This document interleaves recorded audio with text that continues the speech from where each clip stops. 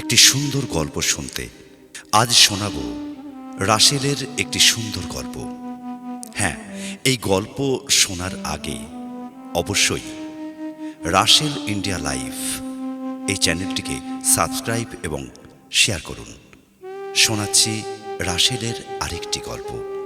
স্ত্রী কখনো প্রিয় নারী হতে পারে না, কারণ স্ত্রীর অনেক ভুল।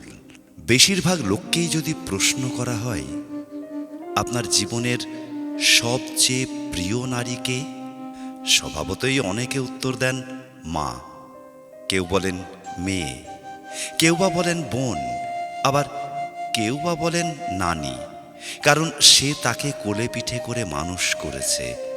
এমন অনেকগুলো সম্পর্কের কথাই উঠে আসে। খুব অবাক লাগে, একজন মানুষও উত্তর দেন না যে তার বউ তার সবচেয়ে প্রিয় নারী। আসলে বাঙালিদের সমস্যা, বউকে ভালোবাসি বললে মান সম্মান চলে যাবে, লোকে বউ পাগল বলবে, বউয়ের কাছে ছোট হয়ে যাবে, অথবা বাকি পুরুষদের সামনে হেরাম কমে যাবে।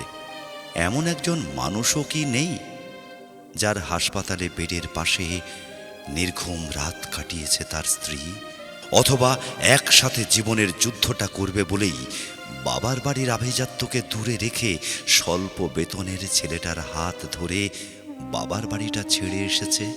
শ্বশুর বাড়ির ঝাল তরকারি ভাত খেতে না পেরেও ফোনে বাবার বাড়িতে জানিয়েছে, আমি অনেক ভালো আছি। হয়তো নিজের বিছানা, মায়ের রান্না, জন্মের পরের বাড়িটা সব ফেলে আসা অনেক সহজ, যার কারণে বউ কখনো প্রিয় নারী হওয়ার যোগ্যতা রাখে না।